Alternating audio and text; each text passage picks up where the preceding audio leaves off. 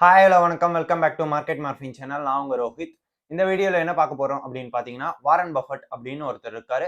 Is on America and he has an billions of dollars. கிட்டத்தட்ட ஒரு 150 billions வெறும் கேஷா வச்சுட்டு சுத்திட்டு இருக்காரு. எப்படின்னா ஷேர் மார்க்கெட் விழுந்தா நான் இன்வெஸ்ட் பண்ணுவேன். அவருடைய ஹோல்டிங்ஸும் நிறைய இருக்கு. பயங்கர ஷேர் ஹோல்டர்ஸ் நிறைய கம்பெனில, ஹியூஜ் கம்பெனில அவருடைய பெரிய ஷேர் ஹோல்டர். இப்போ வரையும் அவர் 92 ஏஜஸ் ஆகுது. 93 இப்போ 93 டச் ஆச்சு போன வாரத்துல தான். ஸோ 93 ஏஜ்ல கிட்டத்தட்ட மோர் தென் 200 பில்லியன்ஸ் ஆஃப் டாலர்ஸ் அவர் நெட்வொர்த்தா இருக்கு. அவர் எப்படி இதை பண்ணாரு அப்படின்னு கேட்டதுக்கு அவர் ஒரு சிம்பிளான ரூல்ஸ் அண்ட் ரெகுலேஷன் சொல்றாரு. அவர் வெறும் இந்த கேஷை ஃபுல்லா ஸ்டாக் மார்க்கெட்ல எடுத்தது மட்டும்தான். இது மூலியமா நீங்க எப்படி இவ்வளவு காசு ஏர்ன் பண்ணீங்க அப்படின்னு சொல்றப்போ அவர் ஒரு 4 சிம்பிள் ஃபார்முலா மாதிரி சொல்றாரு. ஃபார்முலா மீன்ஸ் ஃபார்முலா கிடையாது, ஒரு சின்ன ட்ரிக்ஸ் அண்ட் டிப்ஸ் அவர் யூஸ் பண்ணதை சொல்றாரு. ஸோ அதை இங்க சொல்லலாம் நான் இருக்கேன். ஃபர்ஸ்ட் விஷயம் அவர் என்ன சொல்றாருன்னா, இந்த 4 டிப்ஸை ஃபாலோ பண்றதுக்கு முன்னாடி ஃபர்ஸ்ட் ஒரு கம்பெனியை நீங்க ஒரு ஷேர் ஹோல்டர் ஆக போறீங்க. நீங்க ஏதோ கேம்பிளிங் பண்ற மாதிரி பார்க்காதீங்க. ஒரு ஷேர் ஹோல்டர் ஆக போறீங்க அப்படின்னு பாருங்க. நான் அதுவும் சொல்லியிருப்பேன். பட் யார் சொன்னதுன்னு நான் சொன்னது கிடையாது, நானா சொல்லியிருப்பேன். ஸோ ஒரு கம்பெனில இன்வெஸ்ட் பண்றதுக்கு முன்னாடி, ஷேரை வாங்குறதுக்கு முன்னாடி ஏதோ கேம்பிள் பண்ற மாதிரி பார்க்காதீங்க. ஏதோ நானும் இன்வெஸ்ட் பண்றேன், ஏதோ காசு போடுறேன், அதுல ப்ராஃபிட் வருதுன்னு பார்க்காம, நானும் ஒரு ஷேர் ஹோல்டர். என் கம்பெனி, என் ஃப்ரெண்டு கம்பெனியா இருந்தா நம்ம எப்படி பார்ப்போம், அதுல எப்படி இன்வெஸ்ட் பண்ணுவோம், என்னென்னலாம் பேராமீட்டர்ஸ் பார்ப்போம் அப்படின்னு பார்த்து இன்வெஸ்ட் பண்ணும்போது, ஸோ நீங்க ஒரு கரெக்டான ஸ்டாக்கை சூஸ் பண்ணுவீங்க. ப்ராஃபிட்டோ லாஸோ அப்படின்ட்டு உட்காந்து ஒழுங்கா பார்ப்பீங்க. அதை ஒரு பிசினஸ் மாதிரி பார்ப்பீங்க. ஃபர்ஸ்ட் ஸ்டாக் மார்க்கெட்டை ஒரு பிசினஸ் மாதிரி பாருங்க. அது ஏனோ தானோ பார்த்தீங்கன்னா நீங்க லாஸ் பண்ணுவீங்க அப்படின்னு சொல்றாரு. இந்த 4 பேராமீட்டர்ஸ் என்னென்ன அப்படின்னு பார்த்தீங்கன்னா, ஒரு கம்பெனி இப்போ இதெல்லாம் பார்த்தாச்சு. நானும் ஒரு கம்பெனியில ஷேர் ஹோல்டர் ஆக போறேன்னு ஒரு நீங்க மனசை திடப்படுத்திட்டு, அதான் ஒரு இது மனசை ஒரு லெவலுக்கு எடுத்துட்டு வந்துட்டு, நெக்ஸ்ட் என்னென்ன பார்க்கணும் அப்படின்னு சொல்றாரு ஒரு கம்பெனியை சூஸ் பண்ணிட்டு. ஃபர்ஸ்ட் விஷயம் அவர் என்ன சொல்றாருன்னா, குவாலிட்டி ஆஃப் அ பிசினஸ் அப்படின்னு சொல்றாரு. இந்த குவாலிட்டி ஆஃப் அ பிசினஸ் அப்படின்றது என்ன மென்ஷன் பண்றாங்கன்னா, இந்த பிசினஸ்க்கு என்ன குவாலிட்டி, அதாவது ஸ்பெஷல் குவாலிட்டி எதனா இருக்கா இந்த கம்பெனிக்கு, இந்த கம்பெனி வந்து என்ன பிசினஸ்ல இருக்கு, அந்த பிசினஸ் முதல்ல நம்மளுக்கு புரியுதா அப்படின்னு பார்க்கணும். ஃபர்ஸ்ட் விஷயம், அந்த கம்பெனி வந்து எந்த பிசினஸ்ல இருக்கு, அந்த பிசினஸ் நம்மளுக்கு புரியுதா. இப்போ பெட்ரோல் பிசினஸ்ல இருக்காங்கன்னா, அந்த பெட்ரோல் எப்படி வாங்குறாங்க, எங்க இருந்து வாங்குறாங்க, அவங்க வந்து பியூரிஃபை பண்றாங்க. அதாவது க்ரூட் ஆயில்ல இருந்து பெட்ரோல் வருது. இதை பேசிக்கா புரிஞ்சுக்கணும். எங்க இருந்து பெட்ரோல், டீசல், ஆயில்ஸ்லாம் வருதுன்னு பார்த்தீங்கன்னா, க்ரூட் ஆயில். இந்த க்ரூட் ஆயில் எங்க இருக்கு? இதெல்லாம் பேசிக்கா புரிஞ்சுக்கணும். ஜஸ்ட் சிம்பிளா கூகுள்ல பண்ணி பார்த்தாலே தெரியும்.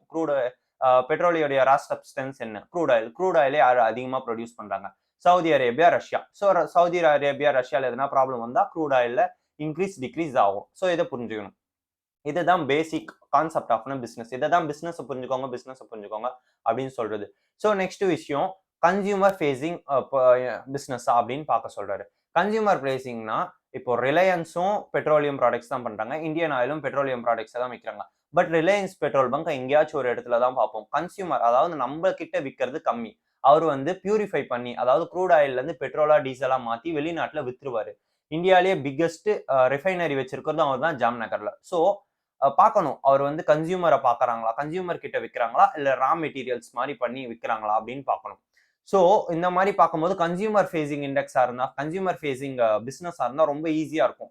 ஏன் அப்படின்னா, இப்போ கன்சியூமர்ஸ் உடைய விஷயத்த நம்ம புரிஞ்சுக்கலாம். அதாவது மக்கள் கிட்ட காசு இருக்கு, இல்ல அப்படின்றத கவர்ன்மெண்ட் அடிக்கடிக்கு வெளிய விடும். அதான் இன்ஃப்ளேஷன் அதெல்லாம் சொல்லியிருந்தேன். அது மூலியமா பிசினஸ் எப்படி அஃபெக்ட் ஆகும்னு நான் நெக்ஸ்ட் வீடியோல சொல்றேன்.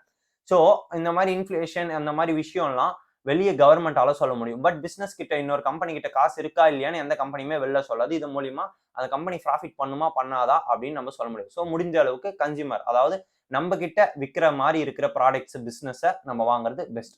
நெக்ஸ்ட் விஷயம் அவர் என்ன சொல்றாருன்னா, quality of management. Quality of management அப்படின்னு இங்க மென்ஷன் பண்றது என்னன்னா, ப்ரொமோட்டர்ஸை பாருங்க. அதாவது அந்த ப்ரொமோட்டர் கிட்ட என்னென்ன இருக்கு, அவர் எத்தனை வருஷமா அங்க வேலை செஞ்சாரு, அவர் நிஜமாவே உண்மையானவர் தானா, இந்த கம்பெனி மேனேஜ்மெண்ட்டை கரெக்டா ரன் பண்ணுவாரா, இந்த போர்ட் ஆஃப் டைரக்டர்ஸ்லாம் யாரு, ஜஸ்ட் படிச்சாலே போதும். அந்த ஜஸ்ட் இப்படி தள்ளி ஒரு கிளான்ஸ் பார்த்தாலே போதும். மிஞ்சி போனா ஒரு 50 பேஜ் 20 பேஜ் கூட வராது ஒரு கம்பெனியை பத்தி அனாலிசிஸ் பண்றது. ஸோ அந்த யாரு, அந்த ப்ரொமோட்டர்ஸ் யாரு, அந்த போர்ட் ஆஃப் டைரக்டர்ஸ் யாரு, அவர் என்ன பண்ணியிருக்காரு இத்தனை வருஷத்துல, எப்படி இதை டேர்ன் அரவுண்ட் பண்ணாரு, என்னென்ன பிசினஸ் பண்ணியிருக்காரு, என்ன படிச்சிருக்காரு, எங்க படிச்சாரு, அவருடைய பூர்வீகம் என்ன, அவர் வந்து நிஜமாவே உண்மையானவர் தானா, இல்ல டாடா மாதிரி இருக்காரா, காட்ரேஜ் மாதிரி இருக்காரா, ரிலையன்ஸ் மாதிரி இருக்காங்களா அப்படின்ட்டு நீங்க ஜஸ்ட் ஒரு சிம்பிளா ஒரு கிளான்ஸ் பண்ணி பார்க்கணும் அப்படின்னு சொல்றாரு.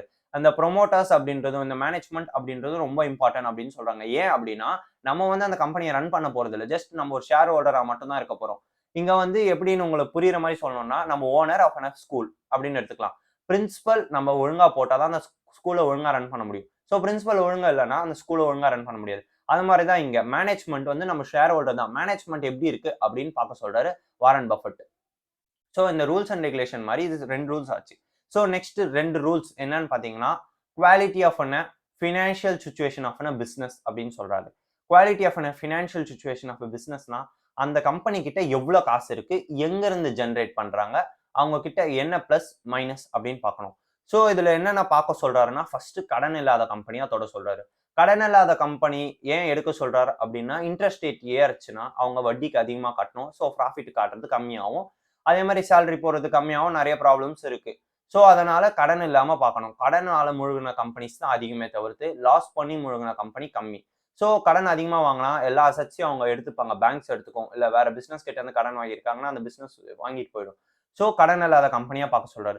பேலன்ஸ் ஷீட் கரெக்ட்டா மெயின்டெயின் பண்றாங்களா? அதாவது ஏமாத்தாம ஒழுங்கா வச்சிருக்காங்களா? அந்த பேலன்ஸ் ஷீட்ல எந்த குளறுபடியும் இல்லையான்னு பார்க்கணும். ஏன்னா பேலன்ஸ் ஷீட்ன்றது ரொம்ப இம்பார்ட்டன்ட். அவங்க கிட்ட எவ்வளவு அசெட் இருக்கு, எவ்வளவு லைபிலிட்டிஸ் இருக்கு. அதாவது எவ்வளவு சொத்து இருக்கு, எவ்வளவு கடன் இருக்கு அப்படின்னு ஒழுங்கா மெயின்டெயின் பண்றாங்களா?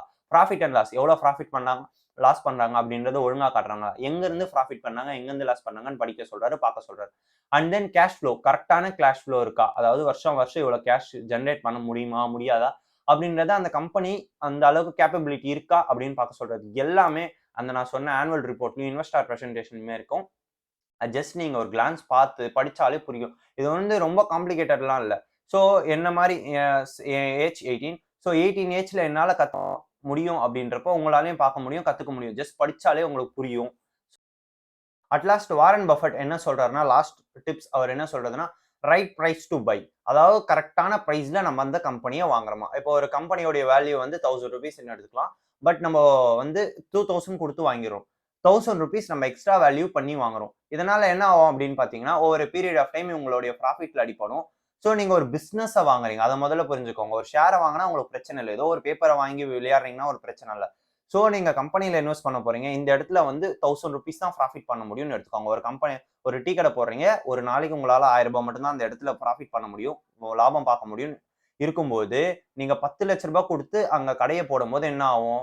Just wasting your money. அந்த மாரி தான் இங்கேயும். ₹1000 தான் அந்த கம்பெனியோட வேல்யூனா, நீங்க எதுக்கு 2000 குடுத்து அந்த கம்பெனி வாங்கணும்? அதனால தான் அந்த பிஇ 20க்குள்ள இருக்கா. பிரைஸ் டு எர்னிங்ஸ் 20க்குள்ள இருக்கா அப்படின்னு பார்த்து வாங்க சொல்றாரு. அதாவது எவ்வளவு மார்க்கெட் பிரைஸ் இருக்கு, டிவைடட் பை எவ்வளவு ஏர்ன் பண்ண முடியும் அப்படின்றத டிவைட் பண்ணி பார்த்தீங்கன்னா, அதுதான் பிஇ. அதுக்குள்ள இருக்கா, அந்த 20க்குள்ள இருக்கா அப்படின்னு சொல்றாரு. இதுதான் வாரன் பஃபெட் சொல்ற 4 டிப்ஸ் அண்ட் ட்ரிக்ஸ். ஸோ இந்த வீடியோ புடிச்சிருக்கும்னு நம்புறேன். ஸோ புடிச்சிருந்தா லைக் பண்ணிக்கோங்க, சப்ஸ்கிரைப் பண்ணிக்கோங்க, ஷேர் பண்ணிக்கோங்க. ஸோ எதனா புரியலன்னா கமெண்ட் பண்ணுங்க. ஸோ நெக்ஸ்ட் வீடியோல அத மெயின்டெயின் பண்ணிக்கிறேன். So thank you.